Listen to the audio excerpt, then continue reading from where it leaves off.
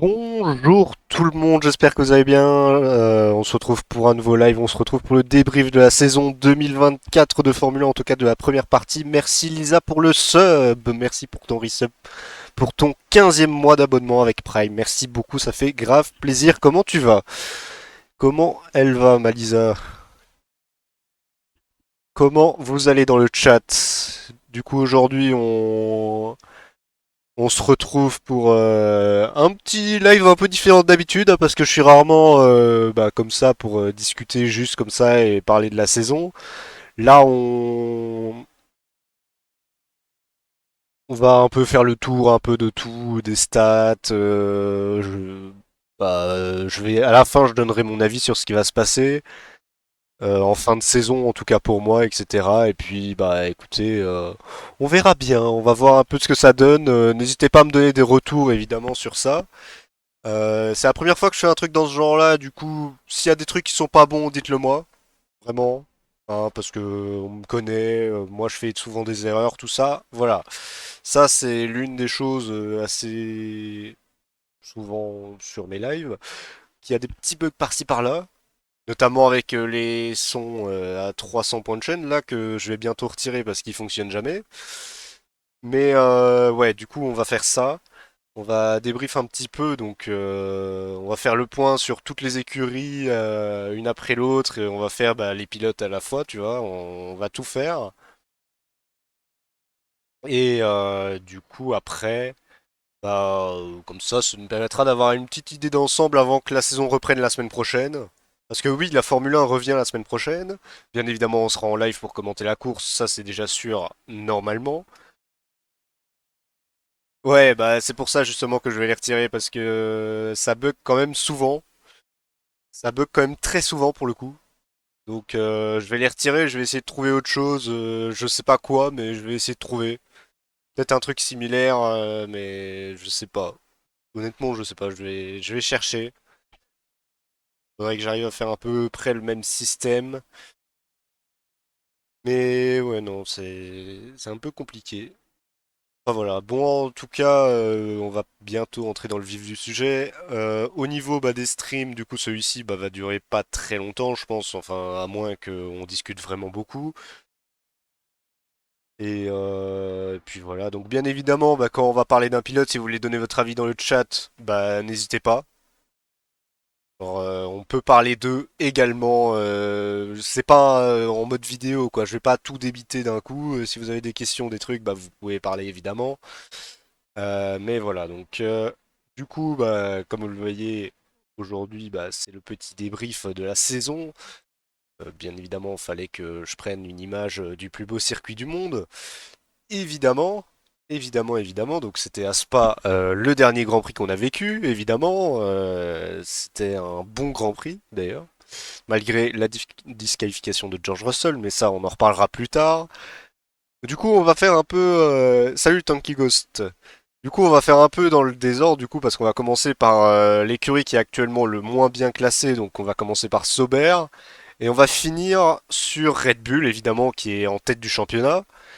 Donc on va regarder un peu tout ça, quoi. On va faire au fur et à mesure. Donc je vais vous afficher les stats, je vais vous afficher des images après.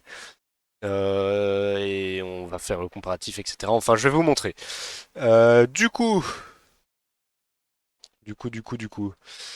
Bah voilà, donc on va commencer tout simplement par un pilote qui n'est pas affilié à une équipe mais qui a roulé pendant une course, c'est Oliver Biermann. Oliver Biermann, pilote de l'Académie Ferrari. Alors, en 2024, il a fait une course pour remplacer Carlos Sainz. Effectivement, donc Carlos Sainz qui avait eu une crise d'impádicite. On en reparlera aussi tout à l'heure quand on parlera de Sainz. Mais voilà, donc Oliver Biermann qui a fait une Q2 pour sa première qualification. Il a fini dans le top 10 évidemment avec les 6 points qu'il a pris en prenant la septième place. Globalement, plutôt bon week-end pour Biermann, pour un pilote qui était pas prévu ce jour-là, donc il a fait pas mal. Pas mal de free practice aussi pour lui, parce que comme vous le savez peut-être, il a signé chez Haas. Donc voilà, Oliver Biermann, vraiment très très bonne course qu'il a pu faire à Jeddah. On verra bien ce que ça donnera l'année prochaine sur une saison complète, évidemment, parce que bah c'est pas pareil. Mais voilà quoi, donc faudra voir un petit peu ce que ça donne. Ok, attendez, parce que j'ai le chat qui bug un petit peu.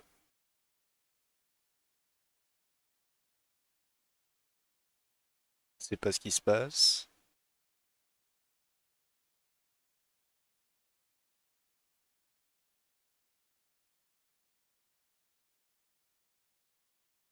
Mais ouais, non, en vrai, Oliver Biermann, vraiment pas mal sur sa première partie de saison, vu qu'il a fait qu'une course, mais non, c'était bien. C'était plutôt bien. Ouais, mon chat il bug de fou là. Ah bah oui, bah j'ai plus rien. Super. Ça fait plaisir, hein, vraiment. Quel bonheur. Merci Twitch, hein, vraiment sur ce live-là, me faire bugger mon truc, c'est génial. Mais ouais, non, en vrai, globalement, ça va être assez cool à faire. Donc, on verra bien avec As ce que ça va donner du côté de Bierman qui commencera à partir de la saison 2025 et qui sera aux côtés d'Esteban Ocon qui a signé aussi chez As, mais on en reparlera également au moment où on parlera de Esteban. Du coup, bah voilà, donc on voit justement une image avec lui et la As. Le prochain pilote, bah ça va être tout simplement Logan. Non, ça va être Guan Yu Zhou, pardon. Ça va être Guan Yu Zhou, donc Guan Yu Zhou qui bah a pas beaucoup de stats effectivement parce que bah voilà, ça n'a pas mis de points encore pour le moment du côté du chinois. Euh, Malheureusement pour lui d'ailleurs et pour Sauber qui a 0 points au total de ces deux pilotes, donc deux abandons du côté de Guan Yu Zhou. Mais c'était pas des crashs, c'était des problèmes mécaniques, si je me trompe pas. Et voilà, donc globalement une saison pas exceptionnelle, donc meilleur résultat à Bahreïn avec une P11, à une place des points malheureusement pour Sauber, comme je l'ai déjà dit. Mais oui, clairement, Guanyu Zhou qui est sur une saison pas exceptionnelle, tout comme Bottas en vrai, hein, il y en a aucun des deux qui est vraiment bien. Mais ouais, après on verra bien. Mais ouais, globalement, il n'y a rien à dire, hein. Même en sprint, il y a quand même eu des petites Q3, bah, notamment en Chine, pour Guan Yu. Mais à part ça, il n'y a pas eu grand-chose, honnêtement. Mais ouais, en espérant que la deuxième partie de saison soit meilleure pour lui et qu'on se retrouve avec des points, probablement avec la fin de saison. On sait jamais si on a entendu. Mais après, en performance pure, ça va être compliqué. Honnêtement, Guangzhou qui a eu un petit hommage qu'on lui a rendu euh, en Chine, où il est allé se placer sur la grille de départ, c'est peut-être le seul fait marquant de sa saison, honnêtement. Il n'a pas été, ouais, il a pas été exceptionnel, quoi. Juste, comme j'ai dit, quelques petites Q3 vite fait, mais sans plus, quoi. Du coup, bah maintenant, on va passer à son coéquipier Valtteri Bottas, le pilote finlandais qui a globalement les mêmes stats, à part qu'il a un abordon en moins. Bottas, ouais, c'est pas sa meilleure saison, effectivement, non plus. Il a pas, ouais, je sais pas, c'est pas exceptionnel. Ça aurait pu être mieux, on va dire. Mais non, globalement, en vrai, Bottas, c'est un bon pilote, mais voilà, il commence à être un peu sur le déclin, j'ai l'impression, et à mon avis personnel, je pense que Bottas devrait arrêter. Je pense que d'autres personnes vont rejoindre, surtout avec le projet Audi qui arrive. Il y a un monde où on va se retrouver avec d'autres pilotes. Il y a Schumacher, il y a Vettel qui est maintenant en lice. J'avoue que j'aimerais beaucoup. Mais il y en a aussi plein d'autres, honnêtement, qui pourraient rejoindre. Il y en a plein qui pourraient rejoindre et qui seraient peut-être meilleurs que Bottas. À l'époque, il y avait Sainz avant qu'il signe chez Williams qui aurait pu largement faire l'affaire. Mais ouais, Valtteri Bottas qui n'a pas eu des performances exceptionnelles. Globalement, il n'y a rien à dire sur la saison de Sauber en général. Faut dire que la voiture n'est pas performante. Donc ouais, non, c'est compliqué du côté de chez Sauber, qui deviendra Audi dans les dans les prochaines années. Au niveau du comparatif entre les deux pilotes, donc comme vous le voyez, pas de points pour les deux, hein, il n'y a pas de podium ni rien. Un DNF pour Bottas, 2 pour Guanyu Zhou. En qualification, 13-1 pour Valtteri. En course, 9-5, c'est déjà un peu plus équilibré, même si c'est pas encore exceptionnel. En qualification sprint, c'est 2-1 pour Bottas, mais par contre en course sprint, c'est l'inverse. Dans le format sprint, c'est à peu près pareil pour les deux. Mais oui, Bottas qui fait une largement meilleure saison que Guanyu Zhou avec la stake, plus souvent devant. Après, beaucoup de malchance aussi hein, du côté de Bottas et Guanyu Zhou. La performance qui aide pas non plus, honnêtement. Ça n'aide pas du tout. Comme vous voyez au niveau des classements, bah, vu que Guanyu Zhou a une P11 à Bahreïn, il a un meilleur classement que Bottas. Du coup, il est 19e et Bottas 21, mais ils n'ont pas de points tous les deux. Donc voilà, comme ça vous voyez un petit peu ce que ça donne. Au niveau du comparatif entre les deux pilotes, Guanyu Zhou et Valtteri Bottas. Au niveau de stake, l'équipe en elle-même, bah écoutez, c'est pas forcément mieux. Hein, pas, comme j'ai dit, pas de points, pas de top 10, il y a rien. Vraiment, il n'y a pas grand-chose. Il n'y a pas grand-chose pour stake. 3 DNF à noter, comme j'avais dit, 2 pour Guanyu et un pour Bottas. Mais globalement, ouais, il n'y a pas grand-chose à dire. Au niveau de Williams, bah, on va commencer par Monsieur Logan Sargent. Logan Sargent qui également est sur une saison compliquée avec 0 points actuellement, 2 DNF, et on y reviendra après. Des débuts compliqués hein, dès le début de la saison, on avait capté que ce serait pas exceptionnel déjà à Bahreïn, il a eu beaucoup de mal.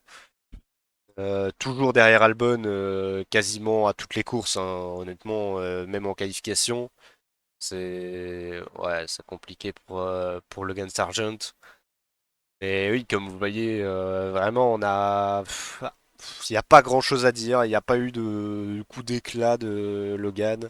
C'est d'ailleurs pour ça que ça me choque pas que Sainz ait signé à la place de Logan Sargent, parce que honnêtement, je pense que Sargent n'aura plus de place, notamment bah, par ses performances et malheureusement bah, les crashs. Il y a eu des crashs qui ont eu lieu dans la saison et malheureusement bah, ça compromet un petit peu parce que bah, on n'a pas eu de budget illimité en Formule 1 actuellement avec le budget de cap, donc c'est un peu compliqué, c'est un peu le même cas que Perez dont on parlera tout à l'heure. Et oui, du coup, Logan Sargent qui a eu 2 DNF comme je vous ai dit. Un à Miami pour une collision avec Magnussen et l'autre au Canada, tête à queue après quelques tours à peine pour Logan Sargent qui saison pas exceptionnelle, vraiment, il n'y a rien à dire de plus, vraiment, c'est pas ouf. Il y a que ça, il y a que ça. Et voilà. À noter aussi que bah, Sargent n'a pas roulé pendant une course, c'était en Australie parce que bah, Albon s'était crashé en free practice et Williams n'avait plus de châssis pour faire rouler Albon. Du coup, ils ont décidé d'inverser les pilotes et du coup, on a donné la voiture de Sargent à Albon et donc Sargent qui s'est retrouvé dans la pit lane, dans le pit wall. Et voilà, donc à ce niveau-là, on s'est retrouvé avec une course en moins du côté de l'américain. Derrière, bah, on va regarder Alex Albon. Du coup, au niveau d'Alex Albon, bah déjà c'est un peu mieux. C'est un peu mieux. C'est pas une mauvaise saison vu la Williams. Euh, Bah, il y a quand même eu 2 top 10. Donc c'est pas mal sur 14. En sachant que bah, quand on sait qu'il y a bah, il y a quoi? Il y a Red Bull, Ferrari, Mercedes, McLaren, Aston. Normalement, ça bloque tout. Après, bah, t'as Visa Cash-App qui est dans le lot, qui peut les battre aussi. Et t'as As qui fait des plutôt bonnes perfs. Donc, en fait, ils sont 7 équipes pour le top 10 quasiment. Et bah, Albon qui a réussi à profiter des bons moments pour aller chercher tout ça, quoi. Après, bah voilà, donc les premiers points qui sont arrivés à Monaco euh, pour l'écurie Williams, avec Albon qui avait fini en P9. Et après, bah du coup, on s'est retrouvé avec une deuxième stat après, quoi. Donc on s'est retrouvé avec un deuxième Grand Prix dans les points. Comme vous voyez, hein, Silverstone qui était un plutôt bon week-end. Il me semble que c'était là qu'ils avaient pris leurs points. Faudrait que je revérifie. Mais ouais, non, globalement, Albon qui fait pas une mauvaise saison. Ça pourrait être mieux parce que l'année dernière c'était quand même un petit peu mieux. Quand même 3 DNF, c'est quand même beaucoup. Mais à noter quand même 2 top 10 cette saison, ce qui est très très raisonnable vu les performances de la voiture. Comme vous voyez, un des abandons, bah, c'était notamment à cause de Sainz qui avait fait un tête à queue, qui avait emmené Albon dans le mur directement. C'était au Grand Prix du Canada. Et voilà, en tout cas, on va comparer un peu les deux pilotes maintenant. Donc on est avec 3 DNF du côté de Alex Albon, 2 du côté de Logan Sargent, 4 points à 0. Au niveau de la qualification, bah, c'est simple, Albon qui l'a battu tout le temps. Pour les séances réelles de qualification, pas les sprints. En course, c'est 10-2 pour pour Alex Albon, pardon.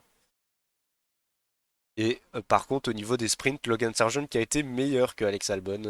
2-1 en qualification shootout et 3-0 en sprint. Mais malheureusement, en course, ça se reflète pas. Ça se voit pas. Mais non, honnêtement, saison pas exceptionnelle. Pas exceptionnelle pour les deux, mais Albon est quand même meilleur que Sargent et ça se sait. Avec une meilleure voiture, Albon peut faire des bonnes perfs et c'est le seul chez Williams qui peut aller chercher le potentiel pour aller chercher les points en fait. Il arrive à extraire plus de la voiture que Logan. Et d'ailleurs, l'année prochaine, le duo Albon-Sainz du coup sera très fort parce que bah, les deux pourront performer avec une voiture qui sera pas forcément la plus performante et aller chercher des petits points par-ci par-là, etc. quoi. Du coup, au niveau des classements, bah, 18e pour Albon, 20e pour Logan Sargent. Albon qui est le dernier de ceux qui ont des points. Sargent qui fait partie de ceux qui n'ont pas de points avec Bottas et Guanyu Zhou. Mais ouais, non, globalement, c'est pas exceptionnel. Au niveau de Williams en elle-même, bah, on se retrouve avec la 9e place au championnat. 5 DNF au total de ces deux pilotes, dont 3 accidents, plus un grave en free practice qui a fait qu'un pilote n'a pas roulé. 4 points, 2 fois dans le top 10, 2 fois une 9e place.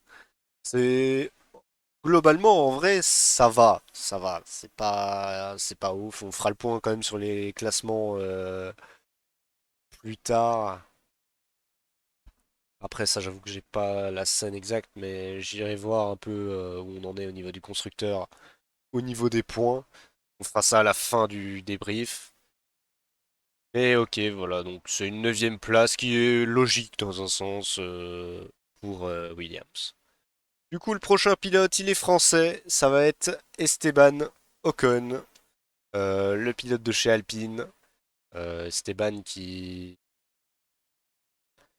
fait une saison qui a un peu... En vrai, elle a mal commencé de fou, hein. Dès le début de saison, on était en mode... ouais, ouais, pas ouf. C'était un peu compliqué avec les deux Alpines qui étaient éliminés en Q1, limite 19 et 20, quoi, il y avait rien. Salut Boster. Mais ouais, du côté de chez Alpine, c'était pas exceptionnel. Ça va, tu vas bien, Buster? On s'est retrouvé avec des performances pas exceptionnelles, quand même des points marqués hein, du côté d'Albon.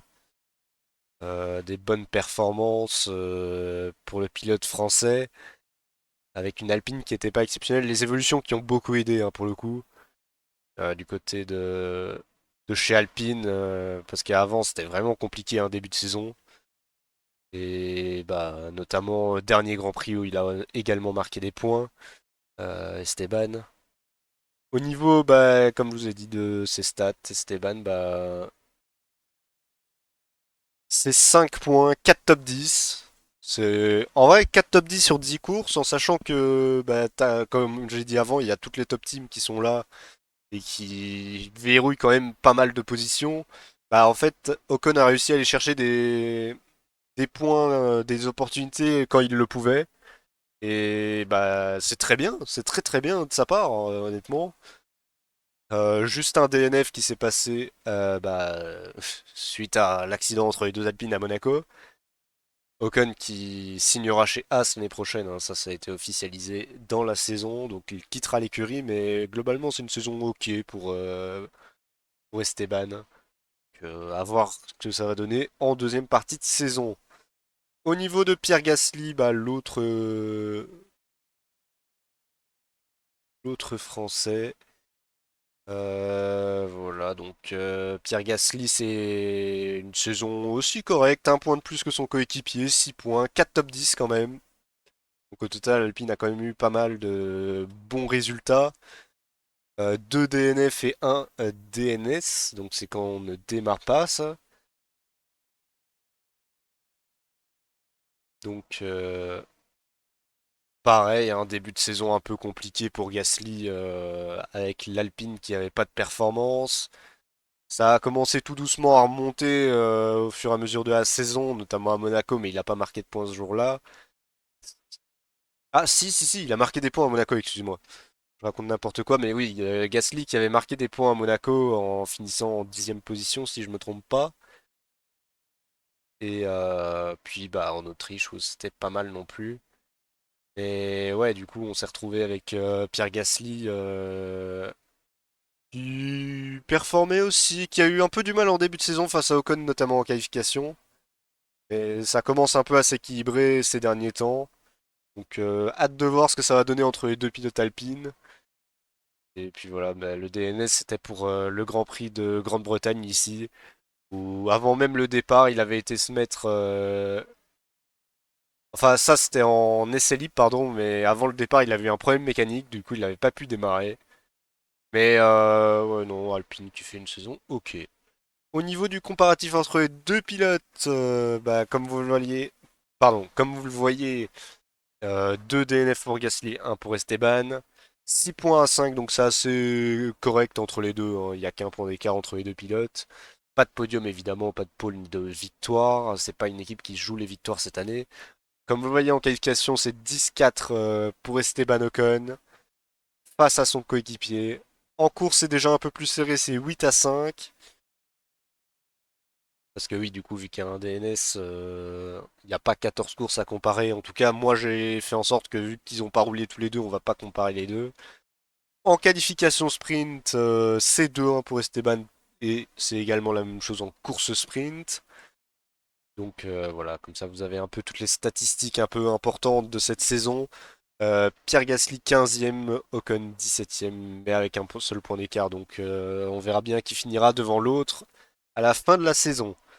Au niveau de Alpine en général, bah, en vrai, 11 points, 8e au classement, 8 top 10 sur 14 courses. Il y avait un potentiel de 28 de base. Il y avait un potentiel de 28 arrivés dans le top 10. Et ils en ont 8. Donc c'est quand même déjà pas mal pour une écurie comme Alpine. Les 11 points entre ces deux pilotes, 6 et 5. 3 DNF, 1 DNS. Mais voilà, ouais, globalement une saison ok tiers. Elle est pas exceptionnelle, mais elle est pas nulle non plus. Honnêtement, donc voilà, à voir s'ils pourront aller marquer plus de points en fin de saison. Et pourquoi pas être pas mal l'année prochaine. On va passer à l'écurie As où justement Esteban Ocon va partir. Donc on va commencer par Kevin Magnussen, le pilote danois. Donc de son côté, bah, il a été sous la menace d'un race ban, il l'est toujours d'ailleurs, suite à pas mal de pénalités en début de saison. 5 points du côté de Kevin Magnussen, 2 top 10. C'est plutôt pas mal hein, du côté de Magnussen, même si en vrai Hülkenberg est meilleur et on le sait. Magnussen qui quittera As à la fin de la saison, hein, ça a été officialisé. Donc ouais, effectivement, pas de grosses performances à noter, mais quand même des points, à part, bah évidemment, pour ceux qui s'en souviennent, le double point en Autriche qui avait été très très fort hein, du côté de Haas, où les deux pilotes avaient fini dans les points. C'était la meilleure performance de l'année du côté de Haas et de Magnussen du coup. Mais ouais, non, en vrai, Magnussen, il est pas, je sais pas, il a pas vraiment été performant par rapport à Hülkenberg, même s'il a quand même fait quelques bonnes choses. Et ouais, donc globalement, pas grand-chose à dire côté de Magnussen. Donc voilà, Magnussen, comme je vous ai dit, il a 5 points, donc il avait fait euh, 1 point sur une course et 4 points sur une autre en Autriche. Bah, notamment, on a eu des accidents hein, du côté de Magnussen, c'est d'ailleurs ça qui lui a coûté les points de pénalité qu'il avait. Donc l'accident avec Sargent dont je vous ai parlé tout à l'heure quand on parlait de l'Américain à Miami, mais il n'y a pas eu d'abandon sur ce coup-là pour Magnussen, mais ça n'avait pas marqué de points. Et bien évidemment, un qu'on se souvient déjà un peu plus, qui a touché beaucoup les As pour le coup, c'est celui avec Sergio Pérez à Monaco, où Magnussen et Pérez étaient côte à côte dans la remontée, et il y a une touchette, Pérez se retrouve dans le mur, et les deux As dehors également. Mais ouais, donc à faire quand même attention du côté de Magnussen à pas trop reproduire ce genre de choses, parce que bah sinon on va voir Birman une deuxième course cette saison, et puis bah voilà, on verra bien pour le reste. Au niveau de Nico Hülkenberg, bah écoutez, Hülkenberg, j'ai envie de vous dire, très bonne saison. Honnêtement, c'est l'un des pilotes qui fait sa meilleure saison de sa carrière, honnêtement. De ce que je vois, là actuellement, Hülkenberg est dans une excellente saison vu sa voiture, etc. Vraiment, il a déjà fait 5 top 10. Il a quand même déjà 22 points, ce qui est pas négligeable. Premiers points qui sont arrivés à Jeddah. Jeddah, où la stratégie avec Magnussen qui avait beaucoup aidé, mais il avait quand même réussi à mettre des points et des très gros points. C'était la première équipe hors Mercedes, Ferrari, McLaren, Red Bull et Ferrari à mettre des points. Oui, c'est bien ça. Hein, oui. Visa Cash App, c'était après. Mais ouais, non, globalement, c'était vraiment pas mal. Et ouais, non, en vrai, Hülkenberg, rien à dire. Hein, vraiment, sa saison est très très bonne. Très très bonne saison. Les 22 points qui sont vraiment bien. Hein, vraiment, c'est super. J'attends de voir s'il peut continuer à rester dans le top 10 de temps en temps. Mais ouais, 5 courses sur 14 dans les points, honnêtement. C'est plus que raisonnable avec une As et bah écoutez, à noter aussi bah, pas mal de Q3 également hein, du côté de Nico Hülkenberg.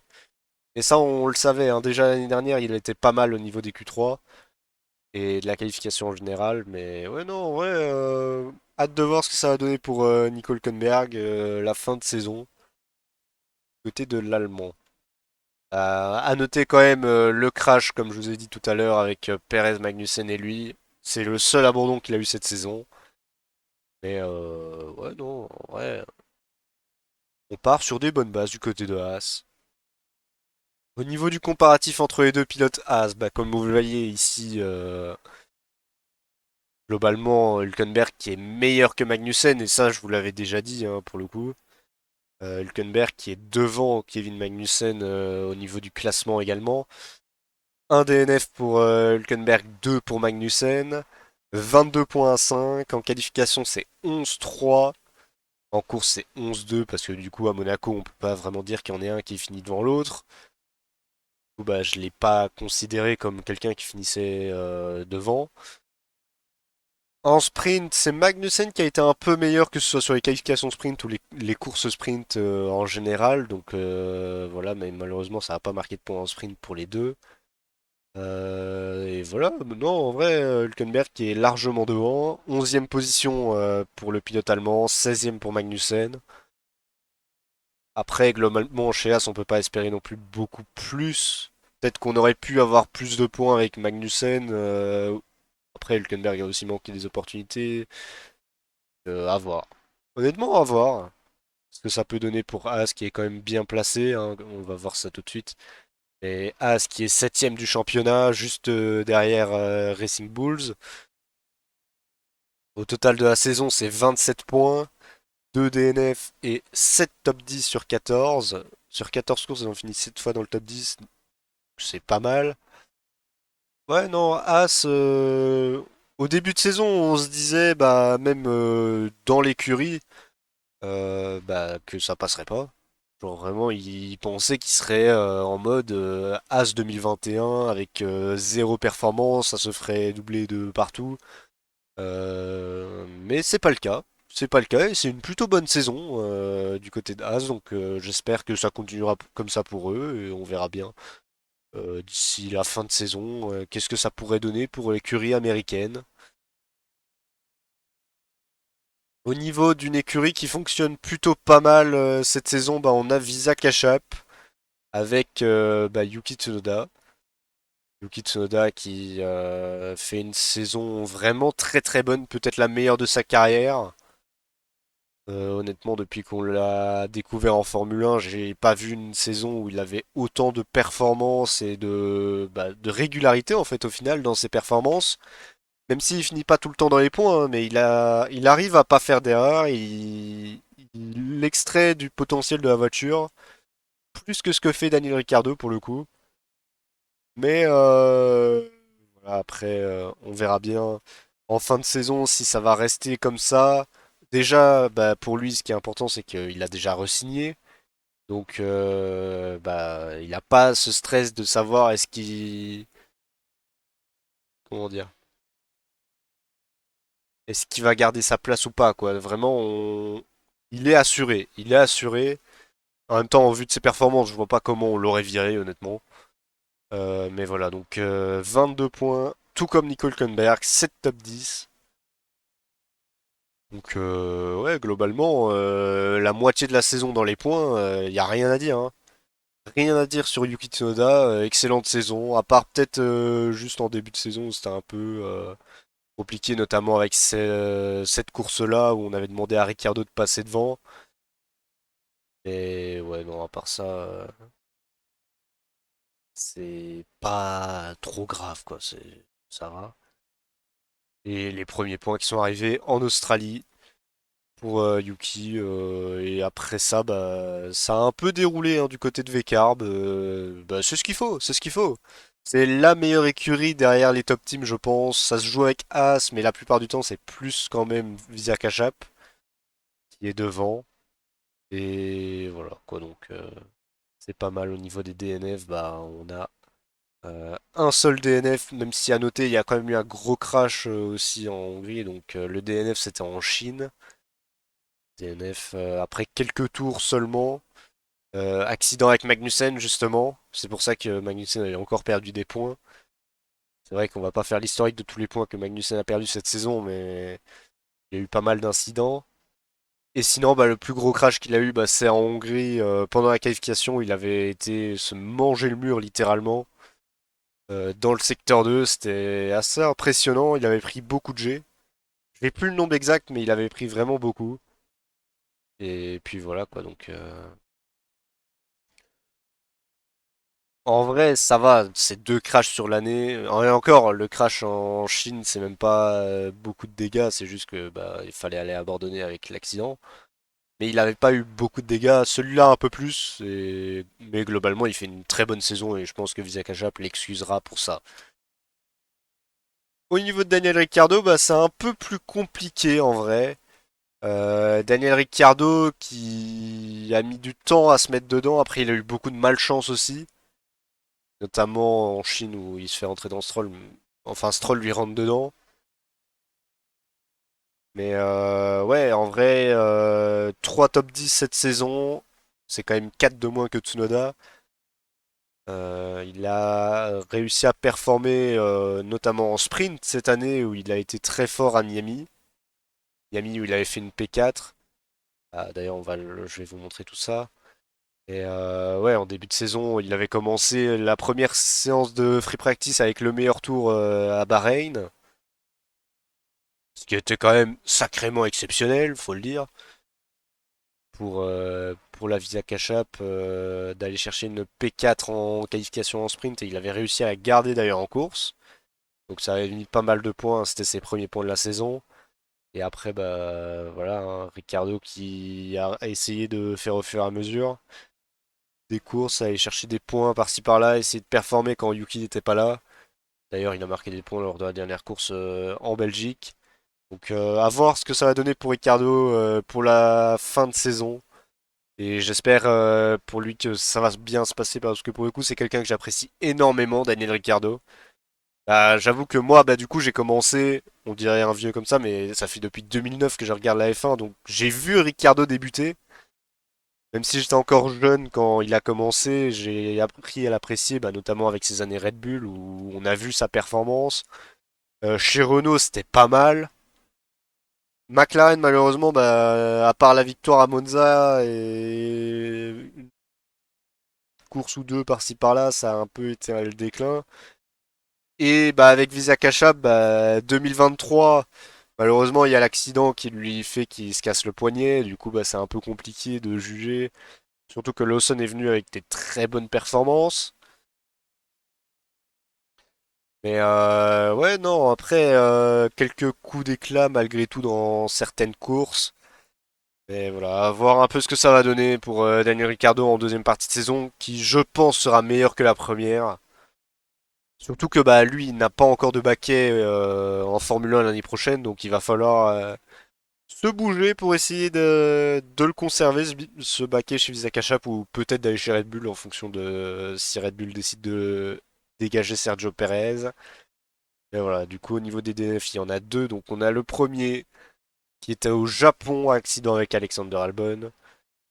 Et le deuxième, c'est en Chine. Après que Stroll lui est rentré dedans, bah, le diffuseur arrière qui était complètement pété. Et bah, du coup, il n'y avait plus rien à faire alors que Ricciardo était dans les points à ce moment-là. Il aurait pu marquer ses premiers points là. Mais malheureusement, bah, Stroll qui a tout détruit sous safety car, hein. Je rappelle quand même que ce crash-là, Stroll, je l'ai insulté, hein, vraiment. Stroll, ce jour-là, je sais pas ce qu'il foutait, mais il était vraiment débile. Je ne comprends pas comment c'est possible d'avoir fait une erreur pareille. Après, bon, ça c'est. Certains dans le chat me diront, bah c'est Stroll. Oui, mais c'est dommage pour Ricardo qui du coup avait laissé passer une occasion d'aller chercher des points, mais c'était pas forcément de sa faute. Au niveau du comparatif entre les deux pilotes, bah c'est clair, net et précis, un Tsunoda qui est meilleur, ça y a rien à dire. Donc 22 points contre 12. Après au championnat ils sont à une place d'écart, donc ça va encore, il y a que 10 points d'écart entre les deux. En qualification, c'est 9-5 pour Yuki Tsunoda et en course, c'est 8-5 parce qu'il y a une course où ils avaient des DNF tous les deux. Donc je ne compte pas ça comme si quelqu'un avait fini devant l'autre. En qualification sprint, bah, c'est Ricciardo qui a été meilleur à deux reprises contre une pour Yuki Tsunoda et du coup en course sprint, bah, c'est le même tarif. 2-1 pour Daniel Ricciardo, 2 DNF contre 1. Globalement, une saison quand même sacrément bonne hein, du côté de Visa Cash App. Au niveau des performances en tout cas, parce que Ricardo, malgré tout, a quand même réussi à aller chercher des bonnes performances, notamment à Spa où il a été marqué un point. Bon, ok, c'est grâce à la disqualification de George Russell, mais il était quand même P11, donc c'était pas mal. Tsunoda qui avait fait un week-end compliqué à Spa, et Ricardo qui était là pour prouver que bah, quand Yuki est pas là, il y a moyen de faire quelque chose. Donc voilà, pas mal pour Visa Cash App, on verra bien dans la deuxième partie de saison. Donc dans la globalité, bah, Visa Cash App c'est quand même une sixième place au championnat actuellement. Sixième place pour Visa Cash App RB. La petite sœur de Red Bull. Mais ouais, non, en vrai, il n'y a rien à dire, hein. 34 points déjà pour l'équipe. Ils ont mis 10 top 10 sur 14 courses. Bon, c'est vrai que le potentiel maximum c'est quand même 28, on est d'accord. Mais pour une équipe comme ça, bah, encore une fois, je vais me répéter, mais quand tu sais qu'il y a quasiment allez, le top 8 qui est quasi bloqué, bah faut y arriver, aller chercher ces petits points par-ci par-là, aller chercher des bons résultats quand il y a des DNF devant, faut en profiter, etc. Que c'est vraiment pas mal. Et globalement, c'est quand même assez fiable parce que la plupart du temps, c'est sur des crashs que ça abandonne. Il n'y a pas eu d'abandon sur casse mécanique. Ça, c'est une très très bonne chose et j'espère que pour la deuxième partie de saison, ça continuera à aller marquer quelques petits points par-ci par-là et bah, qu'on aura des bonnes performances des deux pilotes pour le coup et pourquoi pas une arrivée des deux pilotes dans les points pour une course, ce serait sympathique. Donc voilà, on verra bien ce que ça va donner pour le reste de la saison. Au niveau de chez Aston Martin, bah, on n'est pas sur la même vibe que l'année dernière, hein, avec une voiture qui est beaucoup moins bonne. Bah, du coup, déjà, du côté de Lance Stroll, ça n'a marqué que 24 points cette saison. On n'a que 5 top 10, alors que c'est une voiture qui, l'année dernière, jouait les podiums. Et ça marquait des points, bah, à ce stade-ci, honnêtement, je saurais pas vous dire le nombre exact, mais il avait déjà bien plus. Lens, il avait quand même bien plus, notamment à Bahreïn l'année dernière, où il avait déjà marqué des points avec un poignet cassé, donc c'était vraiment pas mal à ce moment-là, mais malheureusement c'était un peu compliqué. On a eu, euh, on a eu des bonnes perfs, mais il n'y a pas eu des moments d'éclat, quoi. On s'est pas dit genre Aston Martin, waouh quoi. Genre c'est exceptionnel, surtout Stroll. À Alonso, il y a quand même Jeddah, mais on en parlera après. Et il n'y a pas eu de grosses performances du côté de Lens, honnêtement. Globalement, il n'y a rien à dire à part, bah ouais, à Silverstone, il n'avait pas été trop mal, ça jouait un peu avec les Ferrari. On le voit bah, sur l'image actuellement. Et ouais, non, saison pas ouf pour Lance Stroll, malheureusement. Bah ouais, je sais pas quoi dire en vrai, c'est... En fait, je sais pas si je dois être déçu de lui ou si c'est normal, tu vois. Et globalement, bah écoutez, on va voir. Après, quand même, beaucoup plus proche d'Alonso cette année que l'année dernière. Je trouve que Stroll est quand même bien meilleur que les autres saisons. Après, c'est pas sa meilleure, clairement. 2020, il était largement meilleur. À l'époque où il était chez Williams, il était quand même bien mieux. Mais c'est pas sa pire saison non plus. C'est ok. C'est ok tiers, quoi. Il y a moyen de mieux faire, mais c'est pas catastrophique. À noter quand même un DNF qui était à Jeddah après 7 tours, si je me trompe pas. Il y avait eu un débrief que j'avais fait sur YouTube, d'ailleurs, n'hésitez pas à le voir. Et ouais, abordons de Lance Stroll avec son Aston Martin, la voiture dans le mur. Et voilà, globalement, à part ça, il n'y a pas eu de gros incidents, bah, à part la touchette avec Ricciardo sous safety car en Chine. Il n'y a pas eu de gros faits marquants, pardon, côté de Lance Stroll. Au niveau de Fernando Alonso, bah, comme je disais aussi, hein, la voiture qui est moins bonne que l'année dernière, à ce stade-ci, il avait quand même déjà beaucoup de podiums. Là, cette année, il n'y en a pas un seul. Il a seulement 49 points alors que l'année dernière il était à plus de 100 et largement. Il a 9 top 10 quand même sur 14 donc ça va, c'est raisonnable, mais l'année dernière ça marquait des points à toutes les courses quasi. Globalement, ouais, Alonso, je sais pas trop quoi dire en vrai. Euh, la seule grosse performance, bah, c'est Jeddah où il a marqué pas mal de points. Où honnêtement il avait fini P5 si je me trompe pas. C'était une très bonne course de la part de Aston Martin ce jour-là. Ouais, des bonnes performances aussi au Canada, sous la pluie notamment. Mais il n'y a pas eu de, il y a pas eu de grosses performances pour Alonso. C'est un peu dommage. C'est un peu dommage quand tu vois la performance de l'année dernière. On aurait pu croire un peu à avoir quand même un petit podium. Moi, je pensais qu'il aurait 4 podiums sur la saison, mais là, quand je vois ça, honnêtement, il n'y en aura pas un seul, hein. La voiture est pas bonne. Il n'y a aucun monde où il fait des podiums. Il n'y a aucun monde. Mais voilà, bah c'est pas grave, hein. Après, déjà un avantage c'est qu'il n'y a pas de DNF, que la voiture est quand même fiable. Mais ça manque de grosses performances significatives, quoi. À part Jeddah, on retient rien d'Alonso.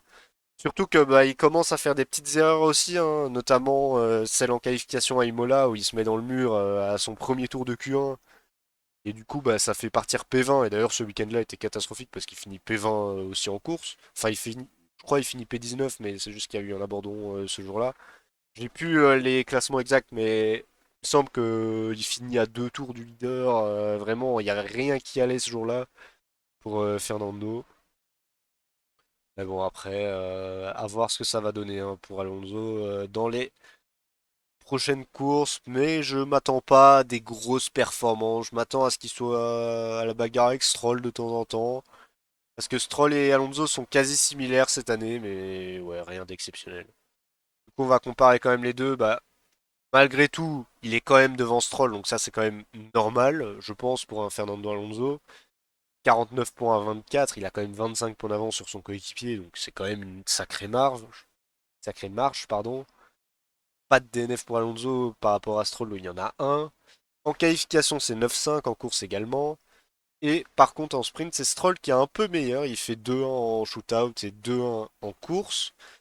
Au niveau des résultats, au classement en pilote, bah du coup, on se retrouve avec une place d'écart entre les deux, malgré qu'il y ait 25 points. Donc en fait, il y a quand même un bel écart entre la 9e et la 10e place. À noter quand même qu'il est que 2 points devant Tsunoda et Hülkenberg. Donc pour Stroll, faudrait pas se faire dépasser par les deux. Ce serait quand même bien d'aller chercher un top 10 pour Aston Martin, pour les deux pilotes au championnat pilote, pour le coup. Et ouais, en vrai, pour Aston Martin, en fait, on pourrait se dire peut mieux faire vu la saison dernière, mais globalement, en fait, le développement de l'année dernière était inexistant et en fait, bah, on se retrouve cette année avec une voiture qui limite est une voiture 2023. C'est une voiture 2023, mais qui a rien de plus. Et les autres, bah, ils ont évolué et malheureusement, bah, Aston Martin n'arrive pas à suivre. Après, bah, là, prochainement, il y a peut-être New Way qui va rejoindre, donc c'est peut-être une opportunité pour Aston Martin d'aller rechercher des grosses performances. Et ouais, j'attends de voir un peu ce que ça va donner du côté d'Aston Martin, mais je pense pas qu'il y aura de podium cette saison. À moins d'une course vraiment what the fuck. Et ouais, globalement, on va avoir des courses dans les points par-ci par-là. Stroll et Alonso qui vont aller marquer des points tous les deux. Rien de très spécial, je pense. Au niveau de l'écurie Aston Martin en elle-même, bah, comme vous voyez, on est à la 5e place du championnat du côté de Aston. 73 points, 14 top 10, c'est la moitié. En gros, avec leur voiture, ils ont réussi à aller dans la moitié des courses dans les points.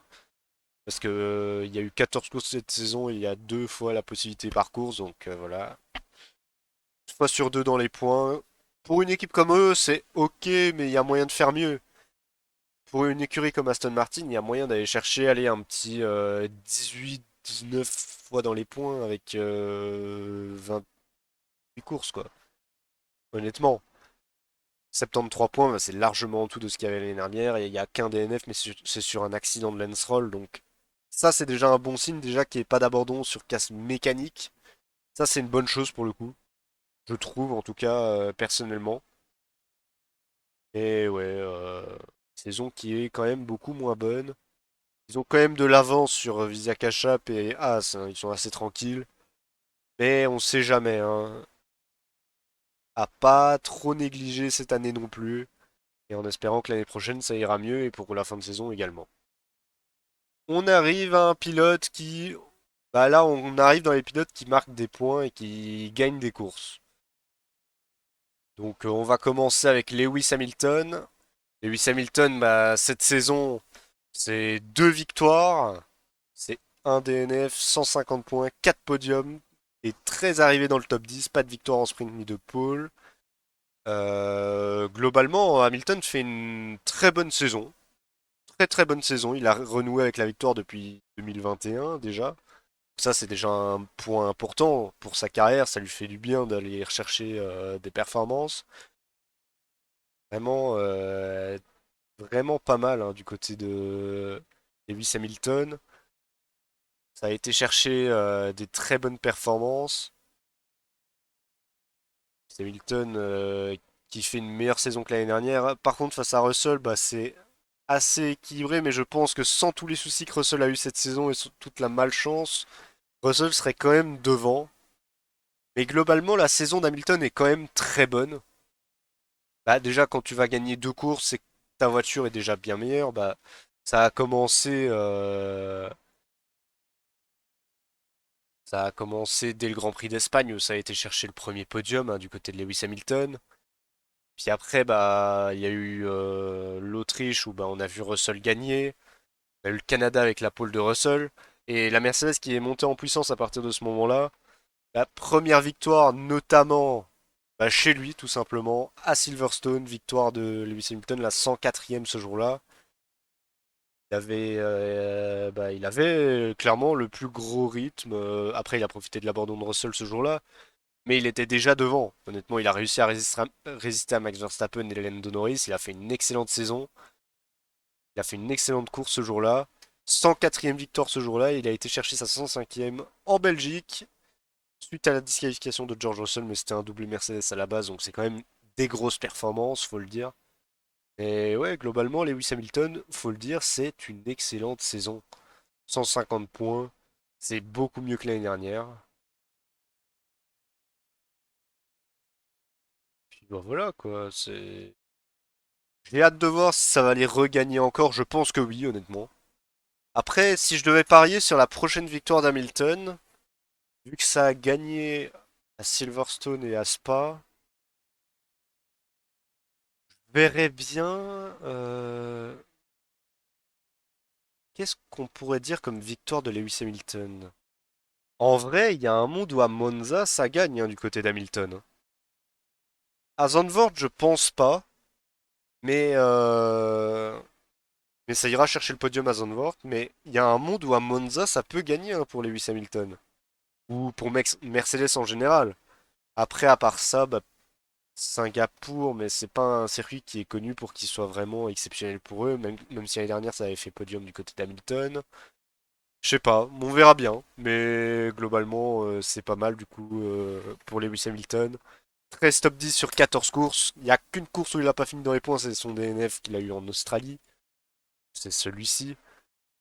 Problème mécanique, donc c'est pas de sa faute quand même en plus, donc vraiment de la régularité, ça a fini dans les points quasi tout le temps. Hâte de voir ce que ça va donner, mais honnêtement, Lewis Hamilton, excellente saison. On arrive sur son coéquipier George Russell, qui bah, lui aussi du coup a fait une bonne première partie de saison avec une victoire et une pole position. Oui. Enfin, techniquement, il en a deux de victoires, mais il a été disqualifié en Belgique. Donc voilà, il a 116 points, deux podiums seulement. Deux podiums seulement, il aurait pu en avoir un troisième avec la victoire, mais il l'a pas eu. Du coup, c'est 11 arrivées dans le top 10 sur 14. Il n'y a que 3 courses où il n'y a pas été, en sachant qu'il a un DNF et un DSQ, donc il n'y a qu'une course où il s'est loupé. Globalement sur la saison, donc c'est vraiment pas mal. Honnêtement, quand on est arrivé à Bahreïn, on s'est dit que Mercedes ça jouerait pas grand-chose. On s'est dit bah ça va peut-être jouer les P6, P7 vite fait quoi, ça va jouer le top 10 quoi. Et au fur et à mesure de la saison, bah, on s'est retrouvé avec des bonnes performances, notamment bah, dès qu'on a eu la pole au Canada, bah, on s'est dit le retour de Mercedes. C'était déjà en Espagne aussi, hein, on avait eu. Après, je sais plus, l'Espagne c'est avant ou après? Canada, non, l'Espagne c'est après. L'Espagne c'est après, mais du coup à partir de là vraiment c'était pas mal. Attendez, je vais quand même vérifier parce que j'ai un petit doute. L'Espagne c'est après? Attendez. Ouais, c'est ça, c'était après. Ouais, du coup, bah en fait, ça a commencé au Canada à vraiment reperformer. Et bah avec cette pole-là où il avait fait le même chrono que Max Verstappen d'ailleurs. On a eu la pole ici. Et mais oui, mais en fait, il a deux pôles. Qu'est-ce que j'ai mis dans mon truc là? Attendez. Non, il a deux pôles, George Russell. Excusez-moi. Bah ouais. Après, malheureusement, là, je vais pas pouvoir changer, mais il a deux pôles position, George. C'est pas pourquoi j'ai. Je sais pas pourquoi j'ai mis. Ouais, il avait la pole aussi en Grande-Bretagne. En fait, moi, en Grande-Bretagne, j'ai retenu qu'il avait abandonné. Du coup, bah, j'ai pas pensé à la pole, mais malgré tout, je l'avais mis dans les images. Donc, ouais, je sais pas pourquoi j'ai fait ça. Mais vraiment, ce qui est à noter, bah, c'est surtout bah, pour George Russell, c'est les victoires. Il en a gagné deux. Bon, une avec énormément de chance. Enfin, il en a gagné une officiellement, mais au rythme de course et avec la voiture, il en a gagné deux. Donc il a gagné l'Autriche, pardon. Il a gagné en Autriche suite à l'accident de Verstappen et Norris, on est d'accord. Mais il en a quand même profité, il a gagné, donc bien joué de sa part. Et le deuxième, bah, c'était Aspa. Aspa où malheureusement il se fait DSQ pour une voiture trop légère, je crois. Et voilà, malheureusement pour George Russell qui aurait pu avoir une deuxième victoire cette saison. Mais elle est revenue à Lewis Hamilton. Donc pour Mercedes, ça va encore, mais ça a perdu quand même pas mal de points, notamment pour le constructeur. Bah ouais, au niveau de Russell, un DNF. Non, mais il y en a deux de DNF. Pourquoi je me suis trompé sur Russell? Parce que du coup, il y a celui-là et l'abandon en Grande-Bretagne. Je sais pas pourquoi j'ai mis un. En fait, je pense que j'ai cru que j'avais mis à DSQ dans les deux. Du coup, j'ai modifié. Excusez-moi pour cette erreur. C'était 2 et un du coup au niveau des DNF et des DSQ.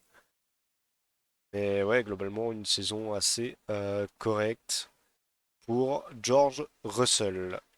Au niveau du comparatif entre les deux pilotes, bah, on se retrouve avec deux victoires pour Lewis Hamilton, une pour George Russell. Au niveau des pôles, c'est 2-0 du coup, parce que du coup, je me suis trompé. Excusez-moi. 2 DNF à 1, je me suis trompé également. Et moi, je vais juste boire un coup vite fait.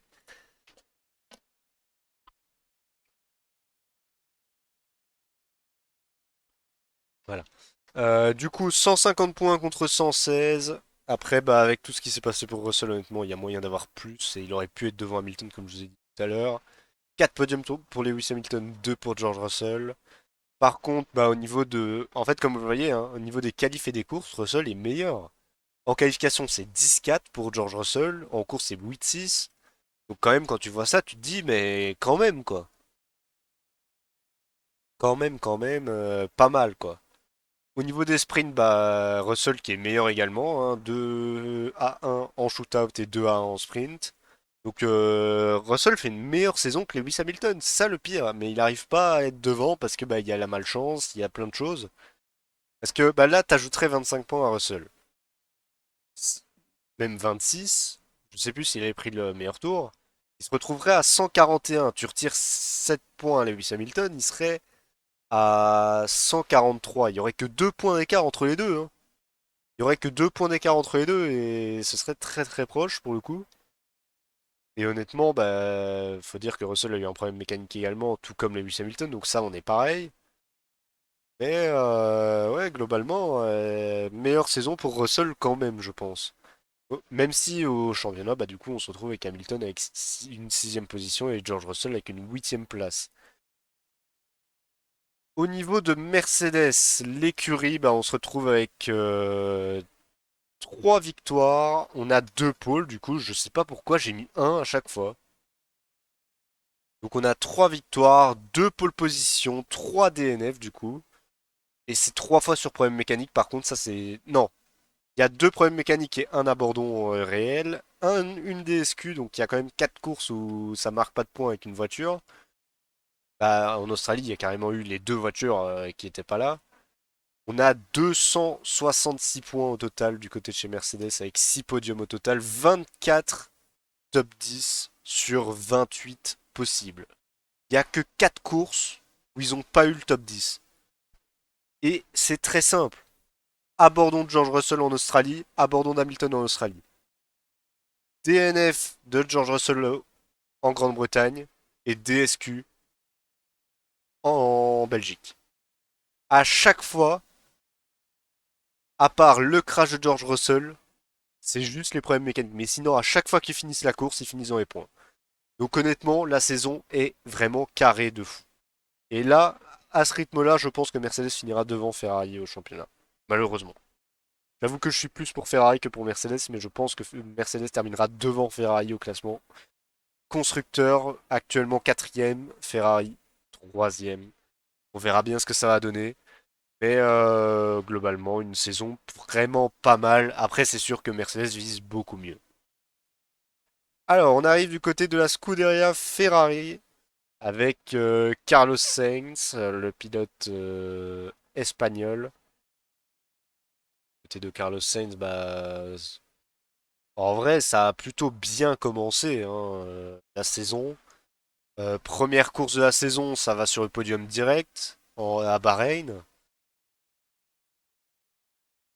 Non, c'était à Bahreïn. Globalement, c'était vraiment pas mal. Carlos Sainz qui était devant Charles Leclerc principalement dans toutes les séances, que ce soit en qualification ou en course, bah, à part à Jeddah quoi, où il n'a pas pu rouler. Au niveau des stats, bah, comme vous voyez, c'est quand même une victoire. Il était en Australie le jour où Verstappen a abandonné, mais je pense que ce jour-là, il aurait quand même gagné avec le rythme de la voiture. Un DNF, c'était au Canada. C'était au Canada avec l'accident que j'ai montré tout à l'heure avec Alexander Albon. C'est 5 podiums pour Carlos Sainz, notamment un qui est arrivé en Autriche, comme vous le voyez ici. Et bah, bien évidemment, il y a la victoire qui est comprise dedans.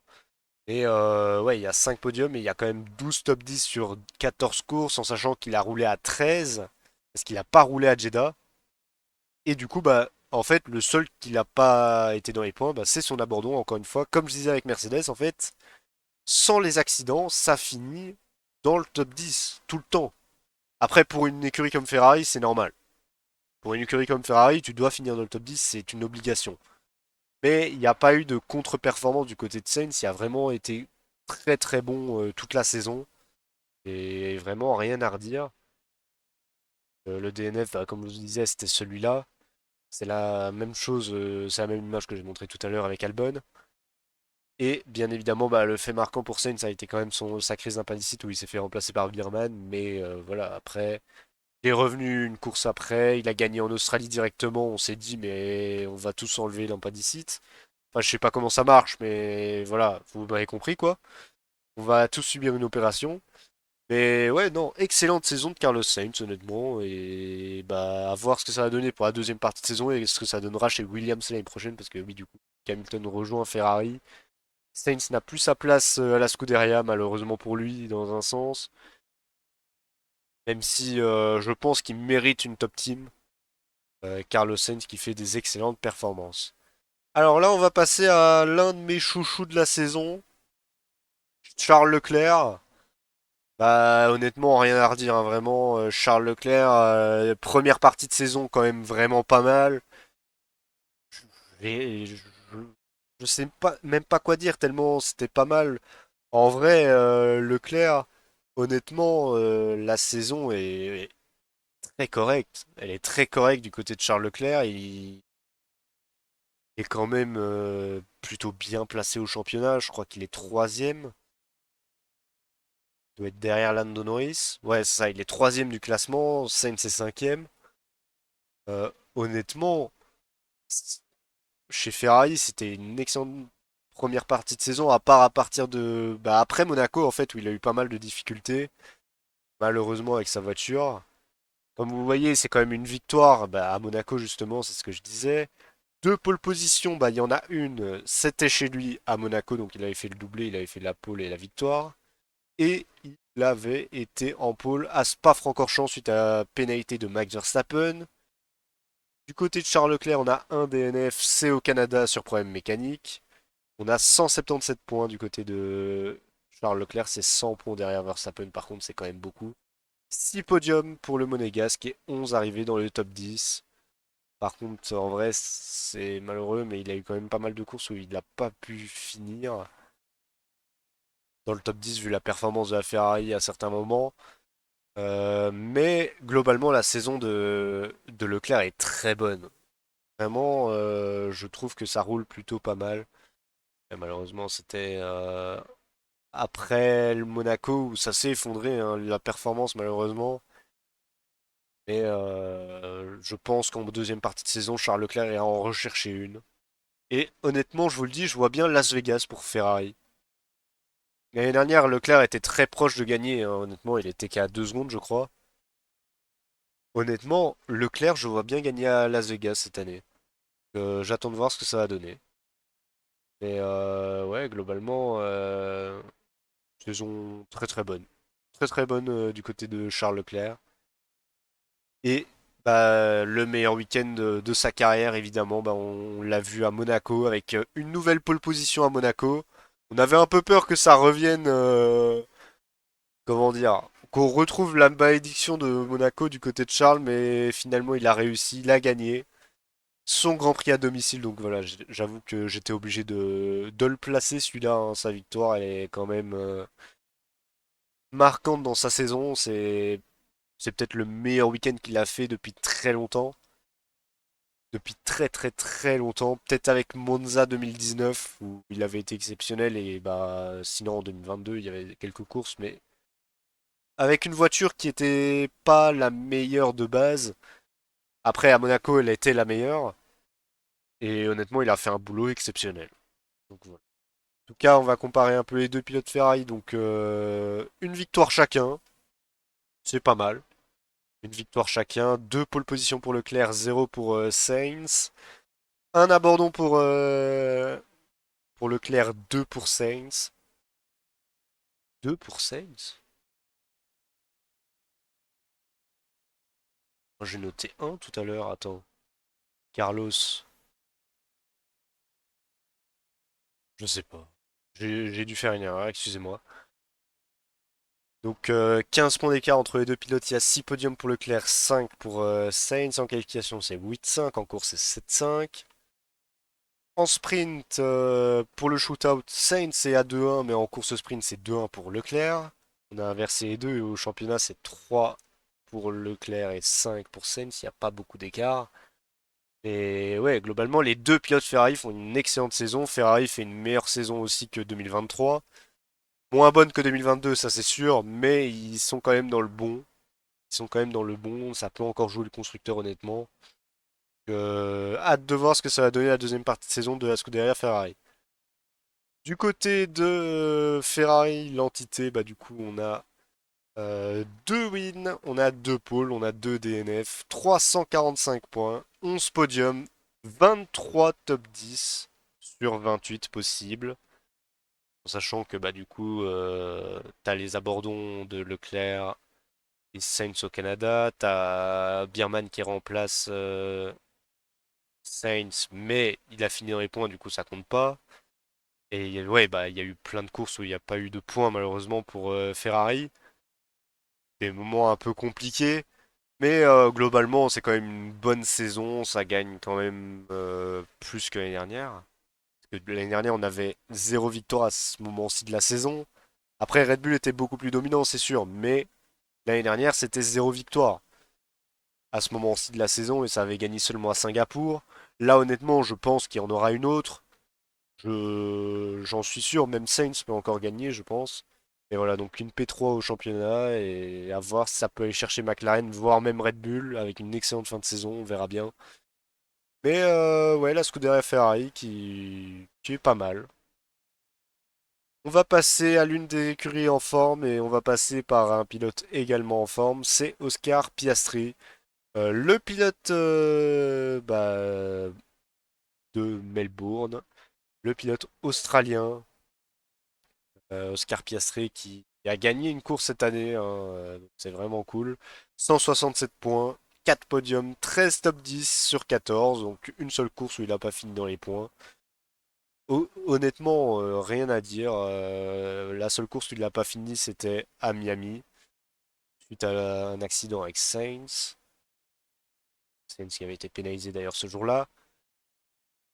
Ouais, hein, on a commencé à avoir une bonne voiture très très vite du côté de McLaren. C'était pas comme d'habitude, ça s'était éliminé en Q1 à Bahreïn directement. Même si, bon, c'était pas la meilleure voiture au début, mais plus on avance dans la saison, mieux c'est. Ouais, notamment à Monaco où bah, ça finit quand même sur le podium. Avec la deuxième place. Très très bon week-end d'ailleurs de Piastri ce jour-là. Globalement, dans ses statistiques, bah, il lui manquerait peut-être qu'une pole position dans sa carrière. Et d'ici la fin de saison, ce serait cool pour lui, vu qu'il a déjà la victoire. Et pourquoi pas aller chercher des positions au championnat également. Il a que 4 podiums, hein, ça pourrait aller chercher plus, honnêtement. Même si 4 podiums, c'est déjà pas mal sur 14. Il a notamment fait un podium en Autriche, ouais, effectivement. Mais le plus important des podiums qu'il a eu cette saison, bah, c'est celui-là, hein. 7 victoires qu'il a eu en Hongrie, à Budapest, où les deux McLaren avaient fait le doublé. Vraiment, première ligne, doublé, tout ça. McLaren qui avait fait vraiment son meilleur week-end en Hongrie. En Belgique, c'est un peu moins bon, même si Piastri a fini quand même P2. À noter quand même, hein. Il a quand même fini P2 en Belgique, mais Norris était un peu plus loin par contre, lui. Il a fini P5. Donc en fait, on est passé d'un week-end exceptionnel à un week-end ok pour McLaren. Mais globalement, Piastri qui fait quand même des très très bonnes performances, je trouve, et on verra bien ce que ça va donner pour le reste de la saison. On va passer peut-être au meilleur pilote de la saison, peut-être. Lui aussi, c'est l'un de mes chouchous de la saison.